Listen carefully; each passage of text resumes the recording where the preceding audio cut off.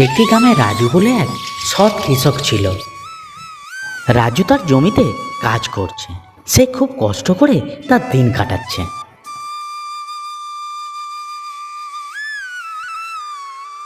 রোদ্দুরের কারণে রাজু হাঁপিয়ে গেল এবং একটি ছায়া জায়গা দেখে বিশ্রাম নিতে গেল।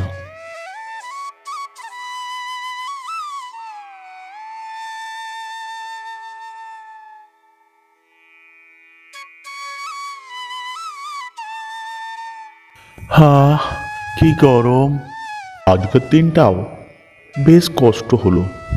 ফসল ঠিকমতো ফলছে না, কিভাবে সংসার চলবে জানি না।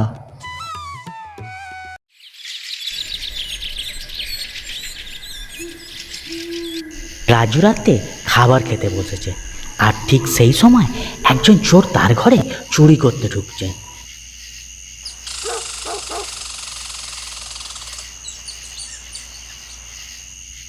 এই গরিবের ঘরে চুরি করতে এসেছি, কিছু কি পাওয়া যাবে?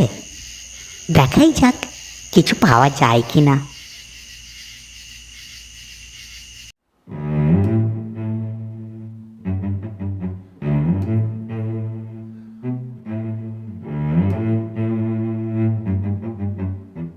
চোর রাজুর কিছু জিনিস নেওয়ার চেষ্টা করে, আর তখনই রাজু বুঝতে পেরে যায়।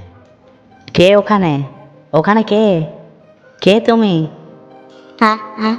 আমি আমি শুধু একটু খাবার খুঁজছিলাম। যদি খাবারের দরকার হয় তো আমাকে বলো, চুরি করতে হবে না। এসো আমার সাথে খাও। চোর খুব অবাক হলেন এবং তারপরে সে রাজুর সাথে খেতে বসলেন।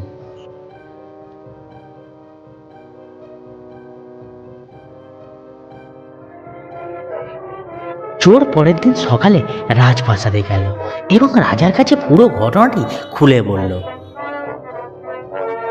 মহারাজ, আমি একজন চোর।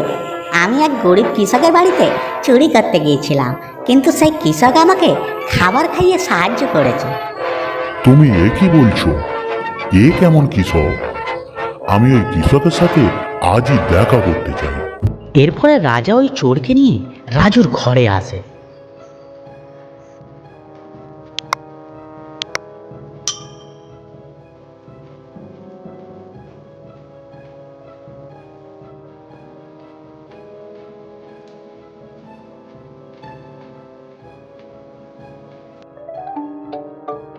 রাজাবাবু আজ আমার বাড়িতে? আসুন আসুন। রাজু, তুমি যে এত সৎ এবং দয়ালু, আমি তোমাকে আশীর্বাদ করছি যে তোমার জমিতে আরো ফসল হবে এবং তোমার সব দুঃখ দূর হয়ে যাবে। আমি খুব খুশি তোমার মতন একজন কৃষককে দেখে। রাজু খুব আনন্দিত হলো যে তার বাড়িতে মহারাজ এসেছে এবং তাকে আশীর্বাদ করেছেন।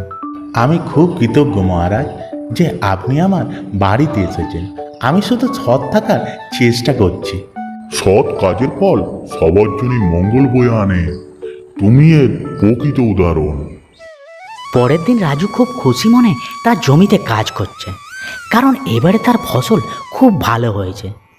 গ্রামের মানুষরা রাজুকে দেখে খুব খুশি হয়। রাজু, তুমি আমাদের জন্য গর্ব। রাজু হেসে তাদের উত্তর দিলেন, সৎ থাকার চেষ্টা করি সবসময়। সৎ কাজের ফল কখনোই বৃথা যায় না। এই গল্পের শিক্ষা হলো সৎ এবং দয়ালু হওয়া সবসময়ই প্রশংসনীয়। সৎ কাজের ফল একদিন না একদিন অবশ্যই পাওয়া যায়। ভিডিওটিকে দেখার জন্য ধন্যবাদ। ভিডিওটি যদি ভালো লেগে থাকে তাহলে ভিডিওটাকে একটি লাইক করে দিও ও চ্যানেলটিকে সাবস্ক্রাইব করার সাথে সাথে বন্ধুদের শেয়ার করে দিও এবং পাশে থাকা বেল আইকনটি অল করে দিও। তাহলে সবার আগে ভিডিও আপলোড করার সাথে সাথে ভিডিও নোটিফিকেশন তোমার কাছে পৌঁছাবে।